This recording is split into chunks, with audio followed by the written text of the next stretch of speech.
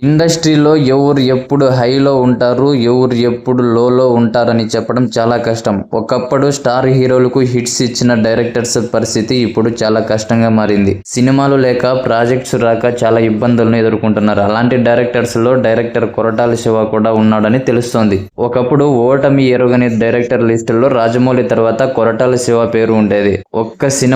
ఒకే ఒక్క సినిమా అతడిని అథాపతలానికైతే నెట్టేసింది. అదే Acharya. Megastar Chiranjeevi and Ram Charan multi starrer గా యాక్ట్ చేసిన ఈ సినిమా ఎన్నో ఎక్స్పెక్టేషన్స్ తో రిలీజ్ అయ్యి భారీగా డిజాస్టర్ అయితే అందుకుంది. సినిమా హిట్ అయితే హీరో ఖాతాలోకి, ఫ్లాప్ అయితే డైరెక్టర్ ఖాతాలోకి అని టాలీవుడ్ లో చాలా మంది చెప్పుకొస్తారు. అలానే ఆచార్య కొరటాల ఖాతాలో పడింది. పాతఘట్టం అనే పేరు ఎన్నిసార్లు వచ్చిందో దానికి డబుల్ త్రిబుల్ విమర్శలు కొరటాల మీద పడ్డాయి. ఇక ఆచార్య డిజాస్టర్ నుంచి తప్పించుకోవడానికి చాలా కష్టపడి దేవరాను తీశాడు.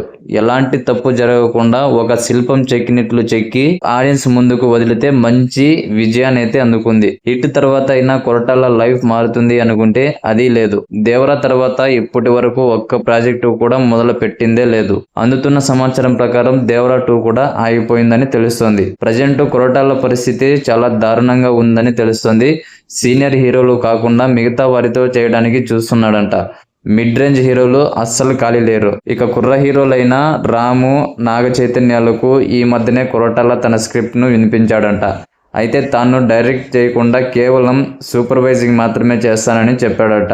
కానీ ఆ ఇద్దరు ఈ స్క్రిప్ట్ ను రిజెక్ట్ చేసినట్లు సమాచారం. దేవరా లాంటి హిట్ అందుకున్నాక కూడా కొరటాల ఒక్క ప్రాజెక్టు కోసం ఇంతలా కష్టపడడంతో చాలా మంది ఆవేదన వ్యక్తం చేస్తున్నారు. పాపం కొరటాల అంటూ సానుభూతి చూపిస్తున్నారు. ఇంకొంతమంది అయితే కోరల పని అయిపోయింది అంటూ కామెంట్స్ చేస్తున్నారు. మరి కొరటాల శివ బౌన్స్ బ్యాక్ ఎప్పుడు అవుతాడని మీరు అనుకుంటున్నారు? కామెంట్ సెక్షన్ లో తెలియజేయండి.